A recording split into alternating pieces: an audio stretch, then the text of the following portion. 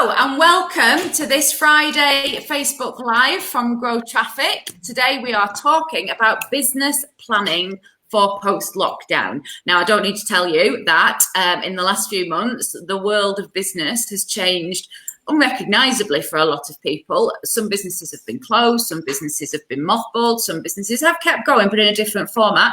And as of Monday this week, most businesses were allowed to reopen. Some are still planning and are going to be reopening over the next couple of months, but there's an awful lot of things that businesses need to think about now. We've got obviously the social distancing measures. So how are people dealing with customers coming into their shops? How are they coping with keeping people 2 meters apart and having sanitizer?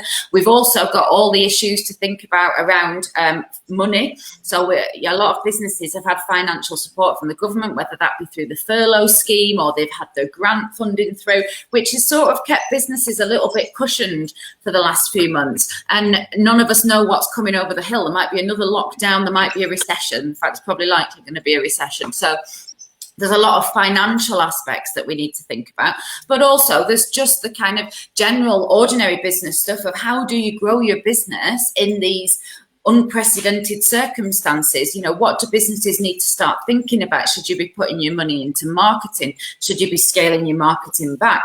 You know, how do you get yourself out there in a world that is going to be increasingly online? Naturally, that's what we want to talk about. So I've got another fab team with me today. As you might notice, 3 of us are GrowTraffic. So we did have somebody else who was booked to come, but unfortunately he's not very well, so he hasn't been able to make it. So Hannah's stepped into the breach.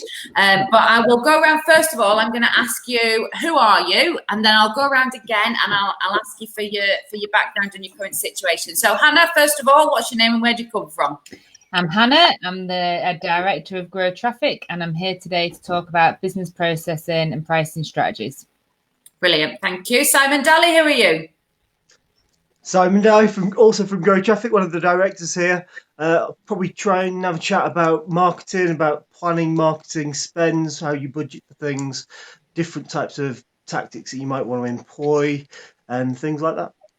Brilliant, thank you. And Michelle, who are you, please? Hi there, my name is Michelle Slater. I'm the local director of Metro Bank, and I'm here today just to offer any advice and support on anything financially or to help businesses start the business up. Brilliant, thank you very much. So that's general introductions. I'd now like to hear, what are your personal circumstances? So that's in terms of, you know, are you still working from home or are you working in an office? What kind of situation do you and your business find yourself in, and how are you thinking about reopening, and what does that look like for you? So Michelle, I'm going to come back to you first this time, please. What are you finding yourself in? So I joined Metro in January. I've got 35 years banking experience. Our store was due to open in March, the week before lockdown. Sadly, we had to postpone our store. So my team have all been on temporary leave. Metro have been fantastic, so they've all been supported with their pay. We've not furloughed anybody, they've all been paid 100%. Myself and my management team, so that includes my store manager, my local business manager and commercial manager, have all been probably doing a number of things. First of all, supporting Metro customers with any financial loans, such as the Civils and the bounce back loans, but also keeping the Metro brand alive in Sheffield, ready for our store to open.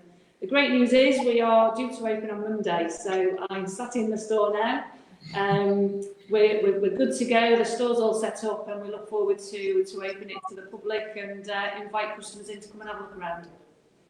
But I suppose you're in quite a unique position there, Michelle, because you haven't been. I mean, I know you've worked in banking for a long time, so you've run stores, but you've not opened this shop. So in a way, this is all new to you, anyway. It is, and so I have opened and closed branches throughout my career, but obviously this is something different. It's a brand new bank to Yorkshire, a very different kind of bank. When you come and see it, it's totally different to any other bank on the high street. I'm really excited. So we've had to start off. We don't have a customer base, so you know our I suppose goal going forward is to invite customers in to have a look around, and hopefully they'll like what they see. They like why we're different, because we're here to help customers and support them with their banking needs, whether they're a personal customer or a business customer. And hopefully we'll attract some customers to us and give them the kind of service that they want and deserve. Absolutely brilliant. We're obviously we're going to come on and talk about finances in a minute because that's a massive aspect of this for many businesses. But Simon, Dalley, what about you? Working from home. I probably might go into the office at some point in the next few weeks, maybe just to spend a day a week. I think I'm starting to get to the point where I'm going a bit insane and working constantly. Starting, yeah. Which is never good for anyone, is it? Also, so obviously I'm working on the GrowTraffic stuff. We are, I think we're getting back to a really good position now. We're just building things up steadily over time.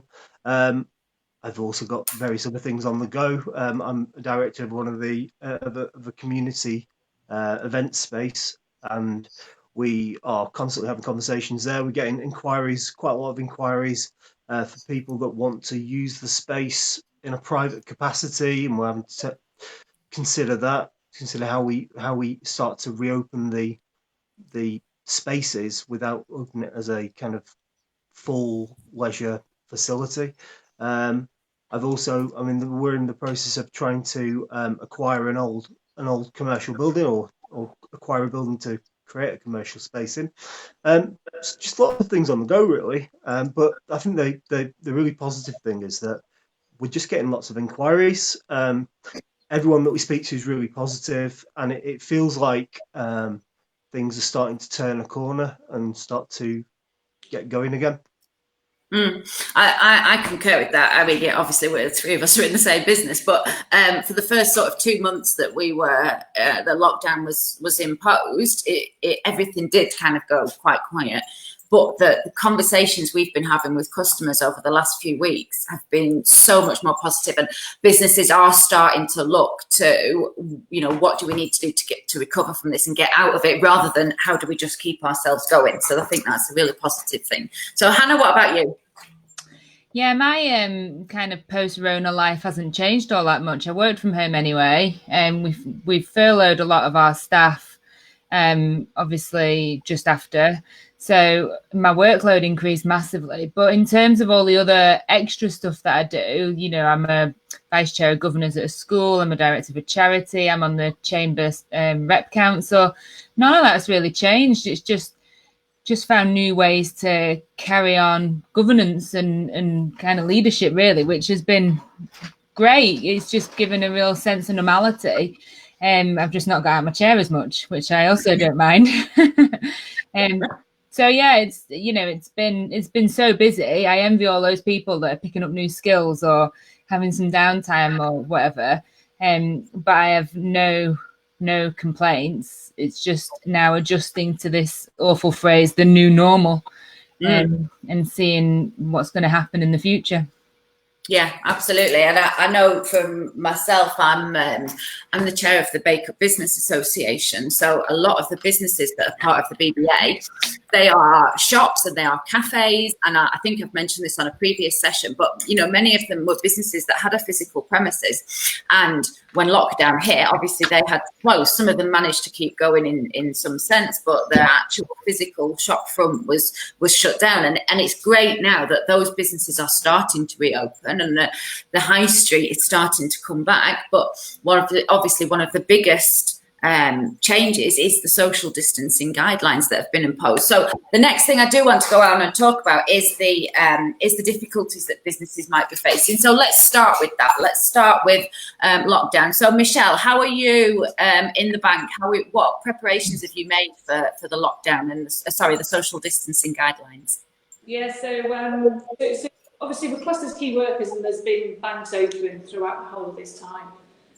So we've learned from what Metro have been doing, but also other banks as well. The most important thing is the health and well-being of not only colleagues or the staff, but also the customers as well. So that's really important to make sure that we don't put them in a situation that isn't around the government guidelines. So I think the first thing we've done is made sure that we follow those government guidelines. So we have put a sort of tape on the store. There's marks outside the store as well. Obviously, what do we expect on Monday when we open? I don't know whether we're going to get a flood of customers because we haven't got a customer base, but people might come and have a look around. The city's definitely getting busier, so over this last week, it's definitely getting busier. So we'll manage those flow of customers to make sure that we keep both colleagues safe and customers safe. So there are lots of things. So we've got markings on the floor. We've got hand sanitisers for customers to use when they come in the store and also when they leave. We've got screens as well. So our store is very open plan, so we don't have glass screens, but we've got sort of little plastic screens that the time that we're with customers is sort of kept to a minimum. But also we can do a lot of things remotely. So we make sure if a customer wants to open an account, how much work can we do before the customer comes in? So we limit the time the customer's with us, so we protect both the colleague and the customer. So it's exciting times. We can't wait. One of the things that obviously my role is to be the face or the ambassador of Metro Bank. So over the last few months, I've got lots of clients, lots of connections through lots of networking. And normally we would have this big party, stilt walkers, popcorn, discos, but unfortunately that's not going to happen. So we're doing little mini store tours. So we've invited local businesses and contacts in.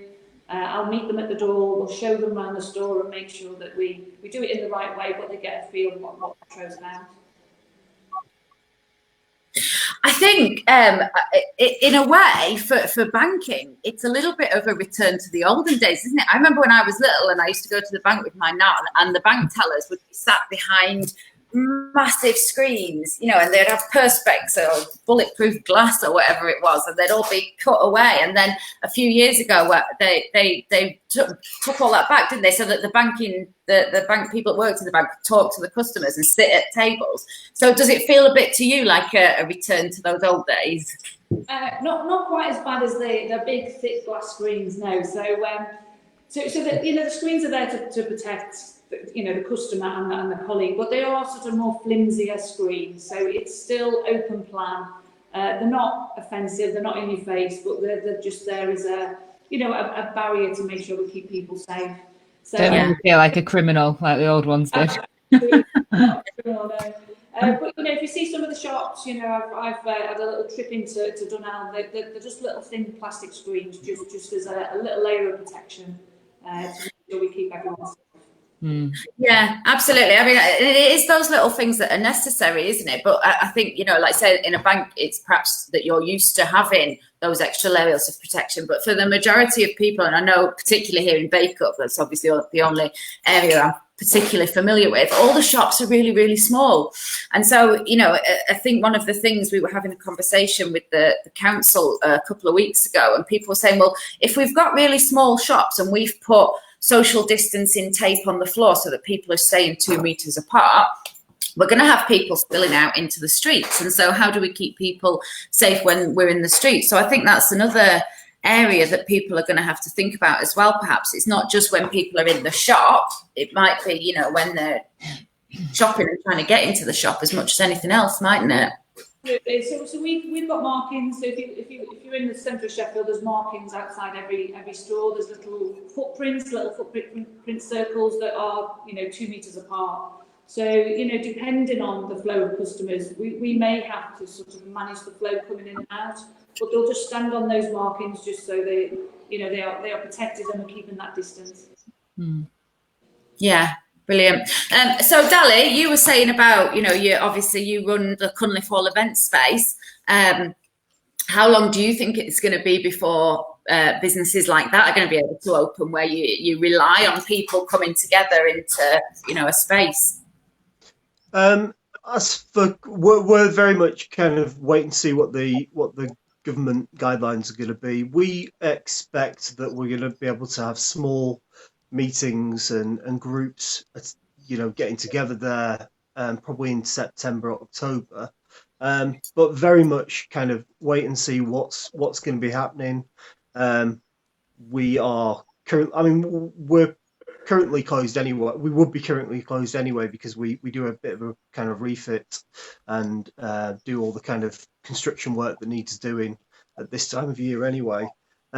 So it's kind of good in a way because we've been able to use our normal time to implement some of the changes needed.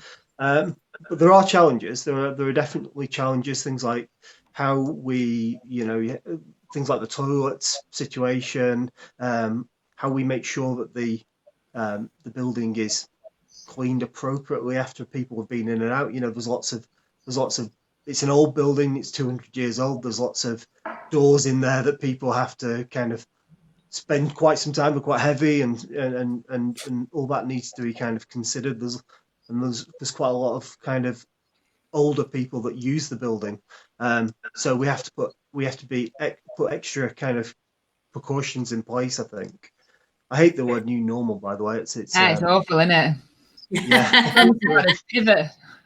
Yeah, I am too. But I mean, I think Cunliffe Networking Group is on hold for the time being. We kind of have decided that we'll wait to see what's going on with what the government suggests. We don't know whether we'll just open as a kind of members kind of facility to start off with, rather than going out to the broader public. So there's a number of considerations that we're looking at and considering at the moment. We have had the grant, and that obviously that helps, and that's enabling us to make changes to the building. Yeah, and I think that's a lot of the purpose of it as well is obviously it's just to help in terms of the grant, to help businesses stay afloat during this time. But I think as well it was designed to be used to allow businesses to make these sort of changes as well, wasn't it? Hannah, you do a lot of networking as well, don't you? So you've been talking to a lot of businesses lately. How have you spoken to any who've been returning to offices? How do you think businesses that are returning to office situations are finding things? I have spoken to a few people who are going back into the office. A couple of people who have an office on their own, so for them it's just a case of taking in a bottle of Dettol and wiping down. But other people who are going back into shared offices, they tend to be staggering shifts so that they aren't all in at the same time, because obviously space is an issue. They're setting desks further apart. They're all taking responsibility for wiping down their own surfaces, hand sanitizer and antiviral surface spray and stuff is being provided. Cleaners are having to do like an extra swish around the door handles and stuff. So that seems to be the main thing. But I think what I've been hearing from other people I've been speaking to as well is people who can still work from home are still working from home, and businesses are making those decisions based on the individual and their circumstances and the role that they have. And it doesn't really seem to be limited to people whose kids are going back to school. So it really does, in my experience, and obviously I can only speak from the people I've been speaking to, the businesses that are starting to return into the office are being really sensible about it and not putting people at risk and not, forcing people to go into the office for the sake of it. And I do think a lot of businesses are taking this as an opportunity to look at the work-life balance of their staff. And I know working from home is something that GrowTraffic have always allowed everybody to implement or to choose whether or not they do, because for us it is about achieving a work-life balance. And I've spoken to a couple of businesses who have now made the decision to give up their tenancy on their office and just permanently work from home, and others who are implementing the ability to, pick and choose and be a lot more flexible. So it's the new normal. I can't imagine that we'll ever go back to we've had kind of 4 months of experience in this now. Millions of people have seen the benefits of working from home, and it's been proved that it can be done. I think that there'll be a lot of pressure from employees as well to employers to facilitate that work, that remote working, and to help them work from home. And it makes sense as an employer. Like, our expenses have gone down enormously, like just petrol expenses and food when we're out on the road in between meetings and stuff, coffees and stuff. Like, as a business, our expenses are much, much, much lower. So yeah, it makes sense. And I think it's proven that there was that concern was always on the part of employers, especially, I think, well, how do you know that your staff are working? How do you know, that they're not sat at home in their slippers and their pajamas watching telly? Well, actually, we've proven over the last few months that people are at home, and people have been working bloody hard, because a lot of people have had other caring responsibilities and they've been stuck at home with their family, which is stressful at the best of times. And they've their job. No, yours is lovely. And they've been doing their job, and I think it's just proven to people, actually, you can trust the majority of people, you can trust them to work at home, and they will still produce good quality work and to work to a better level. And I know I found, I've been much more efficient in terms of the meetings, because you haven't had that driving time in between sessions. So yeah, I think that's been really beneficial. I read that productivity, I mean, it was one of these statistics there, you never know how trustworthy it is, but I read that as a nation, productivity has gone down 1% as a nation. So you can deal with that, really, can't you? Yeah, and I think, as you said, it's about finding that balance, because a lot of people have been stuck at home for the past few months, and that's really frustrating. And we've had to do our jobs and childcare as well. So it's about finding that balance of being able to go into the office if you want to, or work from your shop or your bank or whatever it might be, but if the ability is there to work from home from time to time, that you can find that balance and you can have that quality family time. So I think that's the key thing.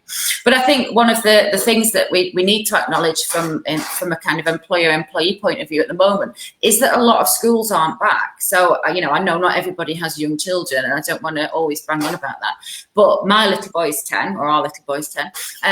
He's not going to be back at school till September, and I know a lot of the tension at the moment, speaking to my friends in HR, is from employers that want people back in the office or back in the factory or back in the shop, whatever it might be, but they've still got children who aren't yet in school. So I think if we think about, if we're talking about businesses and how they're going to cope over the next 3 months, that's definitely something that needs to be considered, is that a lot of people still have those childcare responsibilities, or are still shielding, or are looking after people. Michelle, how in terms of your staff, have you had any of that kind of issue? Have you got ones that are concerned about coming back to work, or are they happy? So I think we've been quite lucky. We've got a lot of younger staff that haven't got children. So we've got a couple of the team that do have childcare issues. I think when the government announced the family bubble, I think that's really helped. Because we can now share a home with another family. So my store manager, he's got a 3-year-old and a 1-year-old. And his wife also works in a bank, but she's working from home. So it was great that bubble opened, because it allowed a little bit of that childcare to be taken care of. But the nurseries have been great.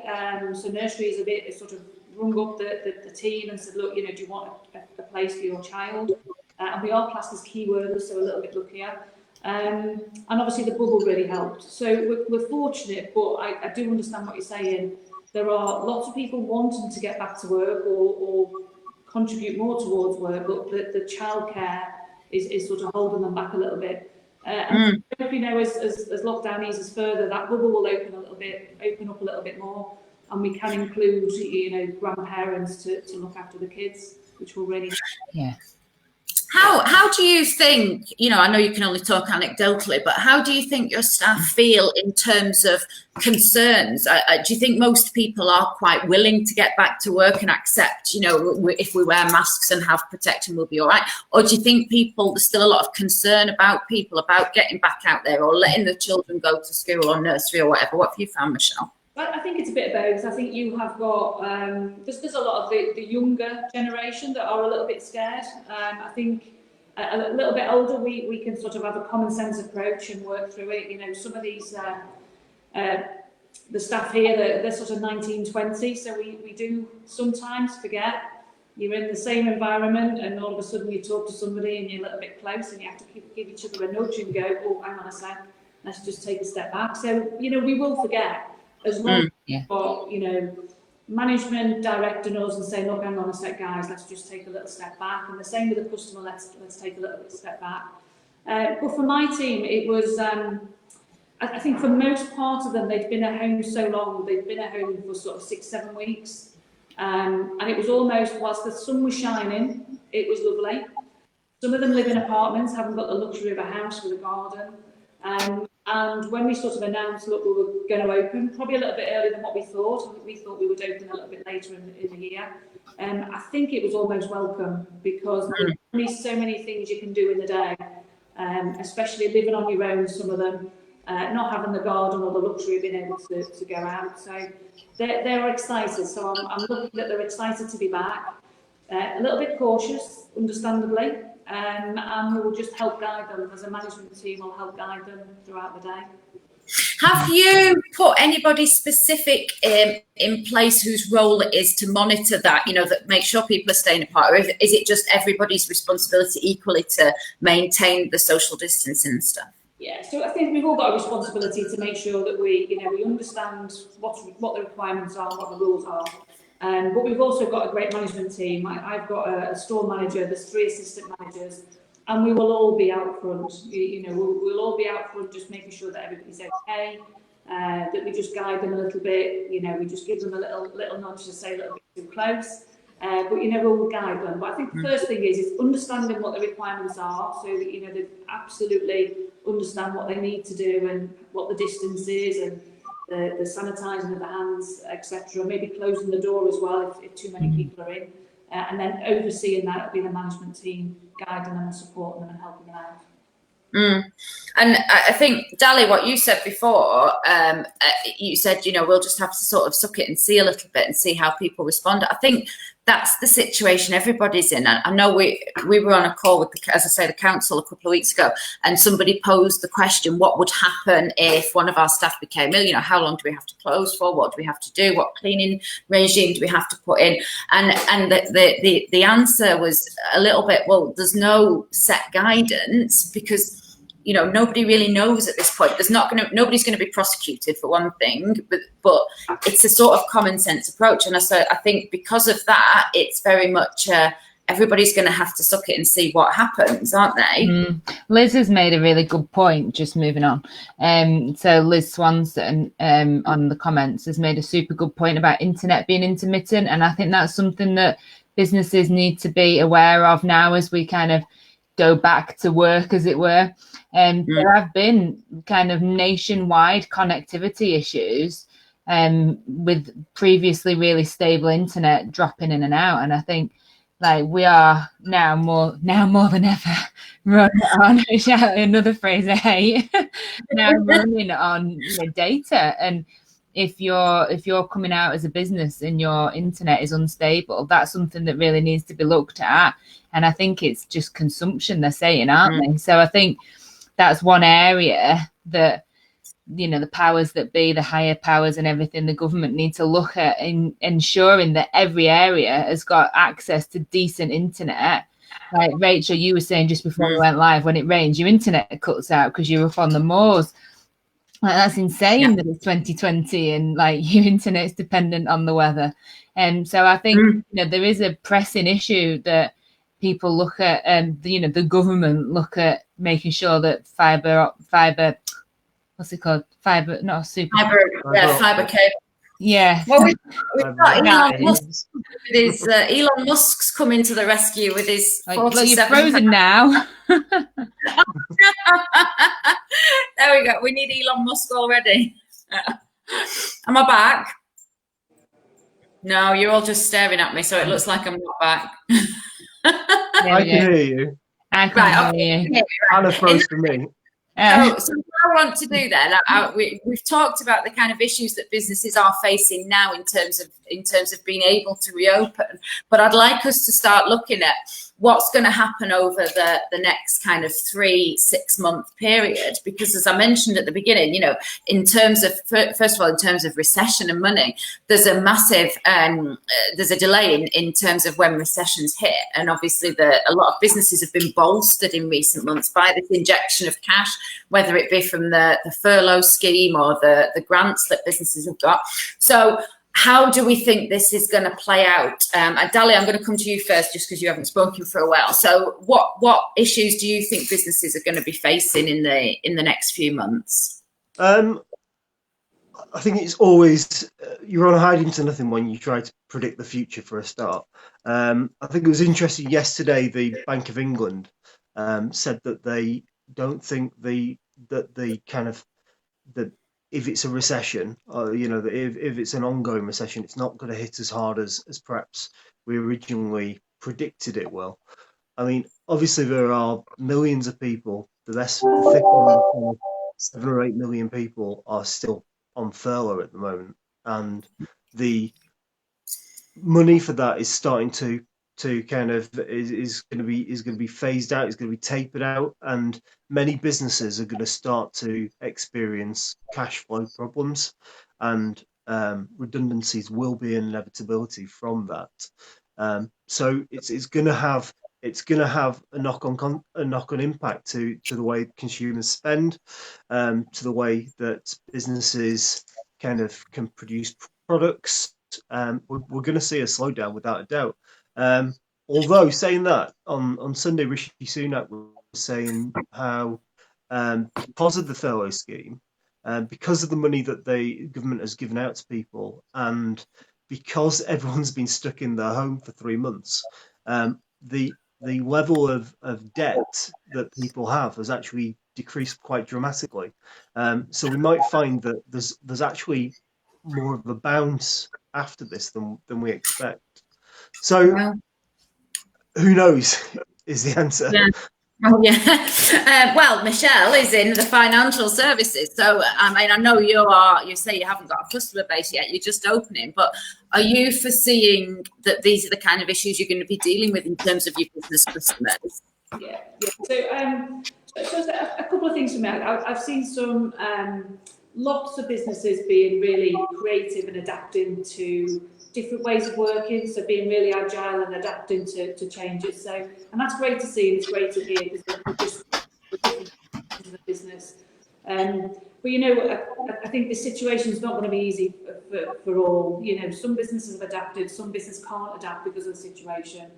So it's going to be difficult to get back to any kind of new normal, whatever word you want to use. But I think they need to start thinking about how do they open premises. If you're working from home, it's a bit easier. But those that have got premises and see customers face to face, you've got to think about the openings. You've got to think about shift patterns so they're not working together. You've got to think about transport. How do we get people back on transport, because they're trying to social distance on transport. So we've got buses half empty and trains half empty. And so therefore we'll have fewer people in the workplace to generate that business or that productivity. And quite rightly, some businesses do have to review the workforce and resources they've got, and there's likely to be a bit of unemployment, absolutely. So that's sort of the downside of what's happened, is nobody's going to get back into the situation or not everybody's going to get back into the same situation, and some will thrive off it, and others will sadly, maybe lose business or have to close businesses. We talked about recession. Absolutely, we're going to go into a recession, not just a UK recession. It's going to be global, isn't it? This virus is global, and we'll get it back, but it will get it back slowly. I think it'll be a very slow growth, but it's how quickly businesses can adapt to change. How businesses can be agile and adapt to change. They will progress maybe more than some other businesses. Yeah, and I think from my own personal perspective, a lot of the bake-up businesses that were on our high street, they were really, really new businesses. Bake-up has suffered for a lot of years from a variety of causes, but we were just starting to get this kind of burgeoning high street. We had shops and cafes opening. We had, if you walk down Bake-Up High Street a year ago, even most of the shops were empty, whereas now we have new businesses that were starting to fill them. And I really feel for those businesses, because they don't have reserves of cash, and that they haven't been trading, they haven't got money in the bank. So something like this happens, and it's just it floors them, and there's no way back. So Hannah, just coming to you, kind of, obviously we can only talk from GrowTraffic's perspective, but do you want to talk about what we've done in terms of cutting costings and what businesses could do to kind of get themselves through that? Yeah, so I think the most important thing that we did was we reevaluated our messaging. which was important because we were adapting to the kind of means and opportunities that our clientele had. So rather than, going after the same kind of types of customers that we were doing before, we acknowledged that we needed to shift gears a little bit and offer a slightly different service level. So whereas before we built the majority of our business on retainers, recurrent revenue, we acknowledged really early on that actually that probably wasn't going to be where people wanted to put their money in. People would be more likely to spend on one-off. So I think one really important step that businesses do need to take is looking at how they can service their client base now rather than their dream client base or their client base from 4 months ago, and adapt your sales messages, your service packages, your product pricing, and even, the kind of environment in which you offer your services. And just like Michelle said, just be agile and adapt that and not be so steadfast. And I think the other really important thing is check your margins, because if your margins are sound, then the work that you do or the products that you sell, your business will be profitable, as long as you are actually getting that work in, which I suppose Dalley's going to talk about, marketing. But yeah, if you had any chinks in your business beforehand, they'll be magnified now, and you need to make sure that your whole business strategy and your pricing strategy is sound before it becomes endemic. I think that's a really important point, isn't it? It's that margins. I mean, we price everything that we do based on time. We have an hourly rate, and every activity that we do is priced on time. So whether we sell one of something or 10 of something, we still make the same profit margin on it. So it's scalable in a way. And I think that's one thing that businesses need to pay attention to is have you done that? But also there's really basic things, isn't it? You just go through your bank statements and see what are you paying that you don't actually need anymore. That was one of the first things we did when lockdown hit. It was like, right. And we thought we were running really lean, but there were still 3 or 4 subscriptions to stuff that we found that we were like, actually, we perhaps don't need that. It's a bit of a luxury. We can manage without it. We could use this other free version of that tool that we're currently paying for, and just make everything as streamlined as you possibly can. And it's a really practical step. Just in terms of investment, then for companies that have got, they've got the grant money or whatever, support that they've got from the government, Dalley, where do you think businesses should be putting that? I assume you're going to say marketing. I would hope so. Or into the bank. Yeah. I think obviously, I think that businesses should be investing in marketing. This decision is always going to be a head versus heart decision at this point. I always think it's a really dangerous position to be in, to try and spend your way out of a deficit, to try and use marketing to grow your business if you're not profitable. It can be done and it does work, and lots of businesses do it. But if you've kind of got all your ducks in a row, you've kind of done all the things that we discussed before, you've scaled everything back, and you're just ticking over or just slightly profitable, it's a great time to invest in marketing, because lots of other businesses have stopped their marketing activity. Lots of businesses have furloughed their marketing team, their sales team. So now is the time to be going out there. For those businesses with cash in the bank, it's time to be looking at things like lead generation, paid activity like paid search, paid social advertising like that. There's lots of really targeted ways to advertise online, and in addition to that, it's the best time to put in place the foundations for a business for the next few years. Lots of business will unfortunately close in this time, or will change and move their focus to something else. And this is a great time to kind of swoop in and take a chunk of the market. And we saw that, in the last recession, the number of businesses that were kind of set up around that time, 12 years ago or so. And I think that we're seeing that now. I think that we are seeing that as GrowTraffic. We're seeing, some of the inquiries that are coming in are, the new businesses or the businesses that have got new ideas. So I think now is the time to start. And I think if you don't start marketing now, you potentially will lose out to the other businesses that do. It is phenomenal, and I've been saying this to a few people recently, and I always think in the back of my mind, yeah, well, I would say that, wouldn't I? But there is a real opportunity now. Businesses that have stopped doing their marketing, online or offline marketing. There's a real opportunity to get in there and, as Dalley says, steal a little bit of that market share and be a little bit innovative, be a little bit brave. If there's something that you've thought, I really should be doing that, or I want a piece of that pie, or I want to be doing this project, start it and try it and just go after that market. I think one of the other things that I don't think it's just about marketing either. It's about every bit of your business. It's now looking at what you need to invest in to, put the foundations in for future growth. And that's not just marketing, that's everything, isn't it?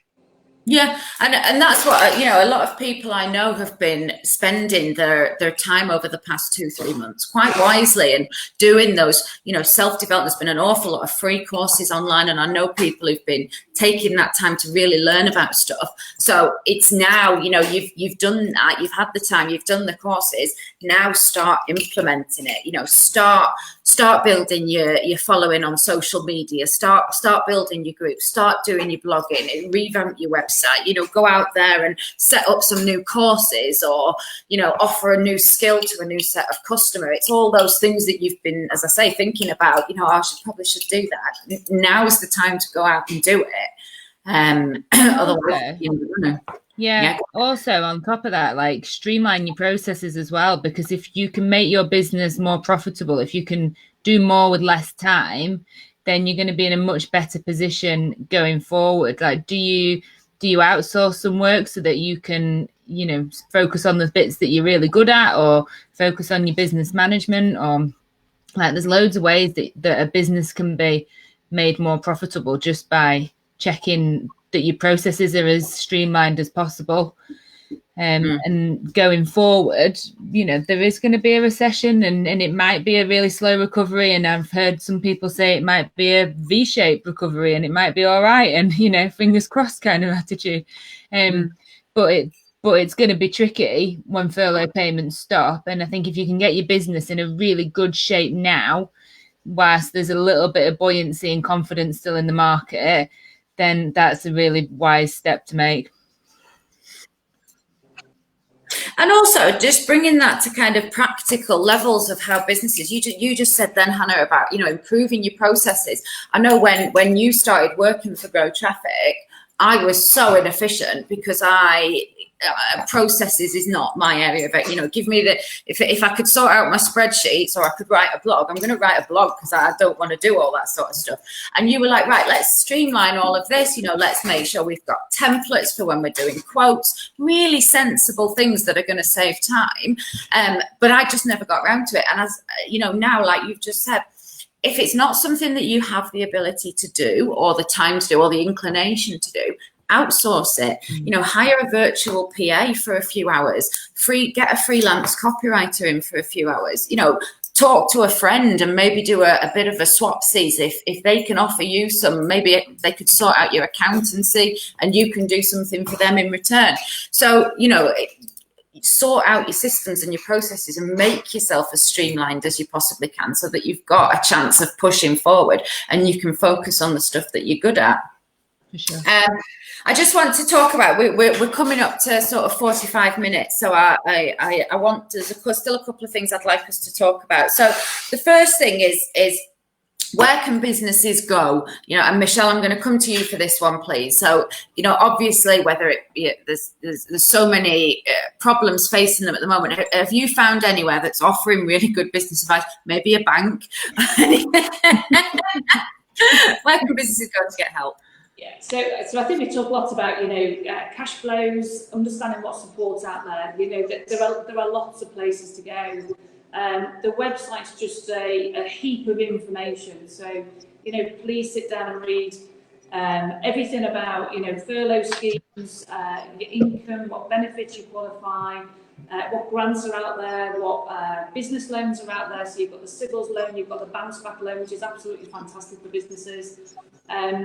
And also the exemptions as well. So there's lots of exemptions at the moment. So from a bank point of view, the mortgage repayment holidays.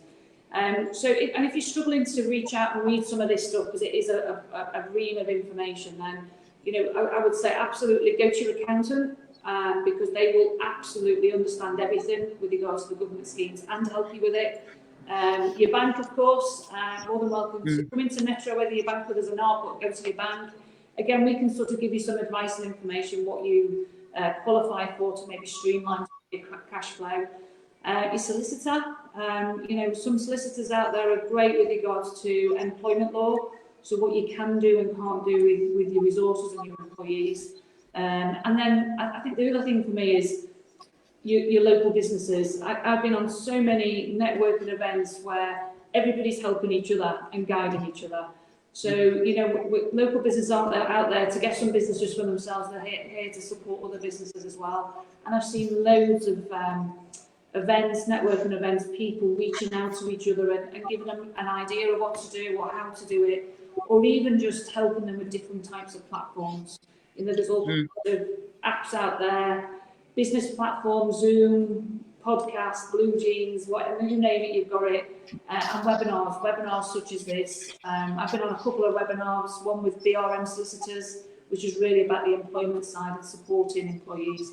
There's lots of webinars, so there's stuff out there to help. It's just finding where you want to go and where you're comfortable going.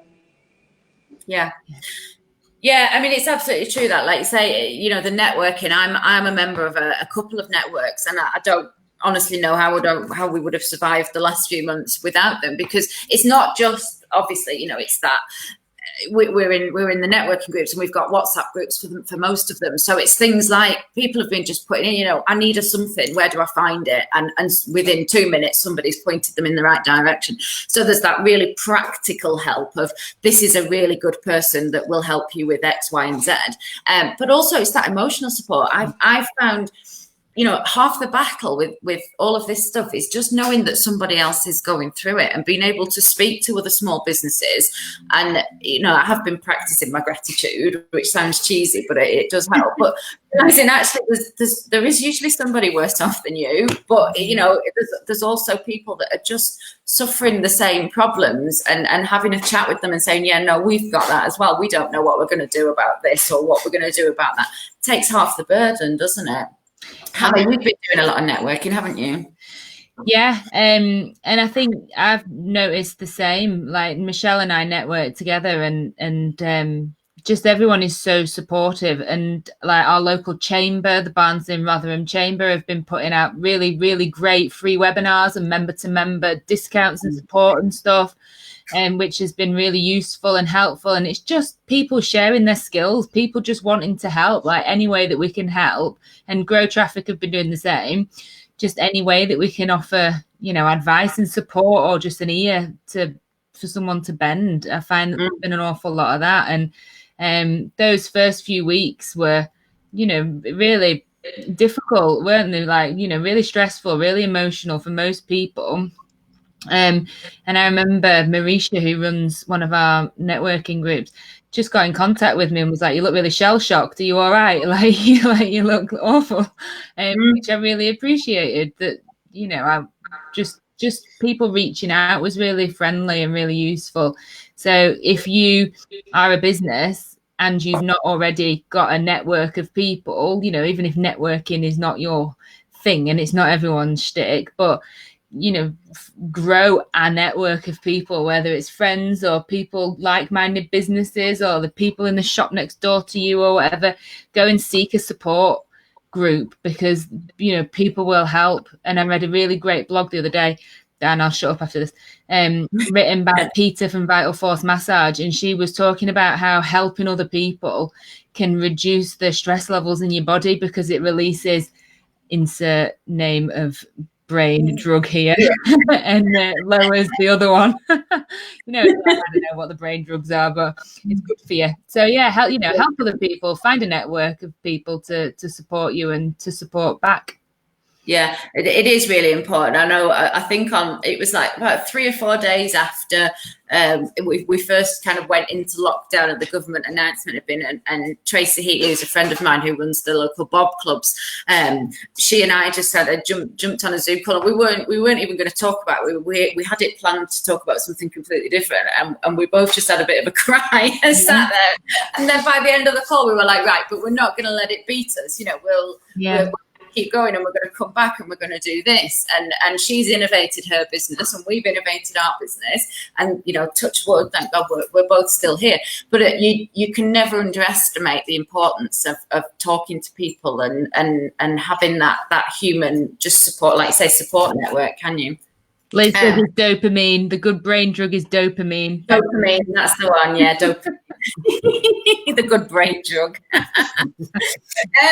Dalley, I ask this question every time whenever we do one of these sessions. I ask it of people, and it's have you found any? Is it a trick question? No, it's not a trick question. No, it's a genuine question. You might not have an answer right, and that's fine. But what have you found that's helped you? And I'm talking in terms of platforms, apps, webinars, free sessions, books that you've read, audio books. Is there anything, TV program that you've watched or read or heard recently that has kind of you found useful from a business point of view? Yeah, I've seriously stepped up my use of Zoom. I think, like everybody else in the world. It's funny what you were saying before. I think I've probably spoken to more people during lockdown than I normally would do. Especially like even family members, friends, that you'd perhaps go for months or sometimes years without properly connecting with. It suddenly becomes so much easier to do it, and hopefully that's something that will continue after the kind of lockdown eases. But yeah, certainly Zoom. Meetup, kind of Google Meetup, Hangouts have played a big part in it. But I've also just been ringing a lot of people. A lot of people that I used to work with in Manchester. Some of them have been sat in their little towers, in the little apartments in towers in the centre of Manchester, and haven't had the luxury that we've had during the hot sunny weather. Just getting on the phone and just reaching out and actually chatting to people, and in a way I think that's a kind of a thing that we've lost a little bit, and that's been nice to just bring that back. In terms of books, I've read a number of books, mainly being kind of doing a bit of personal development for myself, looking at kind of personality kind of things. I've been thinking about my stress levels and how I cope with things a little bit better, managing anxieties and things like that. So I've been reading and practicing quite a bit. I think that's it. That again, like we have already mentioned it, haven't we? But people doing that sort of self-development. But it has been a really big time. I know a lot of people who have use this time to do a bit of personal development and look at strengthening your, I don't know what you want to call it, personality or whatever, but resilience, so that you can get through, because your business is only going to get through it if you're going to get through it. So I think that's been a really important thing. Michelle, one other thing I just want to ask you is, it's a similar question, but one of the things we were talking about within the Bake Up Business Association recently was is there anything that we could use technology-wise that would help shops and businesses to reopen? And I know you said you've been asking your customers to do a lot of stuff online first before they come into the shop. I don't know if you've used anything specific, but I presume that's been helping a lot. Yeah, absolutely. So I think Zoom is probably the most common platform. I think everybody's got access to Zoom. We use Microsoft Teams at work, which is great because I can send an invitation out and they can just open the platform like we do today on Facebook, so that's great.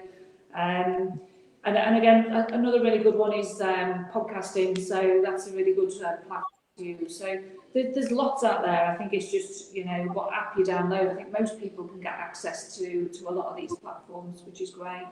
And some of them are free of charge as well. I know some of them have a limit of time on there, but they're free of charge up to, say, sort of 45 minutes or something like that, which is great. I think one of the things, we've been saying that the internet has become more prevalent. Technology in the last few months become so much more prevalent within people's lives. But I know I'm a Soroptimist, which is a women's organisation, and some of our Soroptimists have been Soroptimists for 50, 60 years, and been doing it that way, going to meetings, physically going to meetings. And all of a sudden we were saying, right, we can't do that, so let's have a Zoom meeting. And at the beginning there was an awful lot of, I can't do that, I can't use it, I'm too old to learn how to use this new technology. But they've done it, and we had our first Soroptimist meeting a couple of weeks ago, and we had at least more than half of the members were on there. And I feel super proud of them all for doing it.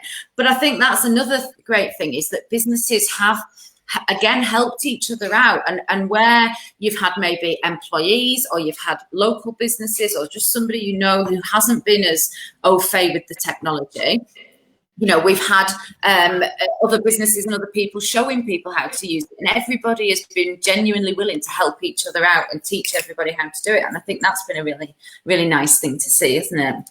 Yeah, absolutely. And I'm probably the biggest digital dinosaur out there. I think my son helps me with mine. So, you do have to adapt very quickly. And now I can get on a platform quite simply, and it's easy. We used to pick up the phone before. Now we can see each other. So that seeing each other really helps, rather than we have a face-to-face meeting. And the more we can do this way, and then the customer can still come into the bank and we can meet them, but it's just less time, and we can protect each other. Absolutely, and it's keeping them safe as well as keeping you safe, isn't it? And I think people understand that. I think one of the big concerns that a lot of businesses had is how is the public going to respond to all of this? Are they going to come to the shop? Are they going to come to the bank? Are they going to come and do this? And they will, because they appreciate, as a consumer myself, I appreciate the effort that businesses are going towards to keep me safe. So I will abide by their rules. And I think a lot of people have that mindset, don't they? We're coming up to time. So I always end by just asking you, what is your one top tip if you were to give businesses one single piece of advice for the next 2 months? What would it be? So Michelle, I'm coming to you first. What would your one top tip be, please? Oh, you know what? I wrote 4 down. I don't know whether I can sneak them all in. I think the first one for me, make sure you look after your own health and well-being. That's the most important bit for me. I'll just do 2. The second one, obviously I work in a bank, is seek out some financial solutions. There's an awful lot out there that you can claim for. Seek them out. Go to your accountant, your solicitor, your bank, and get some help if you've not done so already. No, go on. I'll let you have all 4. Tell us your 4. Okay. I think we've already talked about cash flow. That was my other one. So, look at your cash flow. How can you sort of reduce it down a bit? And what are your potential projections? And then the last one would be adapting to change, being agile, and be creative. Yeah, absolutely. I think they're really important. Dalley, what would your top tip be? Very similar, I suppose. Top tip would be don't bury your head in the sand. Face up to what's going on. Put plans in place, but also be flexible. Don't put any plans in place and think that's definitely what you're going to do. It's going to change, and just keep reviewing it. Yeah. And Hannah, what would yours be? Do a really, really honest appraisal of your business situation, of your processes and your profitability and your margins and everything, and your target audience and your marketing, how you speak to people, and identify areas of weakness and areas of improvement and solve them now, because they'll only become more ingrained going forward. Yeah, and I think mine's quite a similar one as well. It is that you've got to be the business that your customers need you to be now. not try and be so whatever you want to be, you know, put your own sort of needs and thoughts to one side, but provide what your customers need now, and be that support network for them, and they will come to you and they will be loyal. And the second thing, my second one top tip is just ask for help and talk to people. There is so many other business people out there at the moment who are going through exactly the same thing, and everybody, I've not met a single person who hasn't been willing to talk to somebody else, or, you know, offer a bit of advice, or even offer a swapsies or whatever. So just talk to people, jump on networking meetings and ask for help, because people are willing to give it. So thank you so much, everybody. That's been a really, really Liz, sorry, we've just had one quick comment from Liz Henson there. She's just put, Liz Henson Photography, keep visible and keep talking to your customers and engaging with them. Absolutely. That conversation with your customers is crucial. You know, ask them what they want and what they like. Yeah, this is the thing always amazes me, that businesses don't talk to their customers more, but speak to them and ask them what they need. So yeah, great tip, Liz. Anyway, we're running out of time. So thank you so much, everybody. Thank you, Michelle of Metro Bank. Thank you, Simon Dalley and Hannah Weinhold of GrowTraffic. I've really enjoyed that session. I think it's been really good. So we shall be back next week. I've no idea what we're talking about next week, but I'll find out probably an hour. Figure it out. Yeah, work something out. So thank you, everybody. Have a good weekend. I hope you all managed to avoid the rain, because it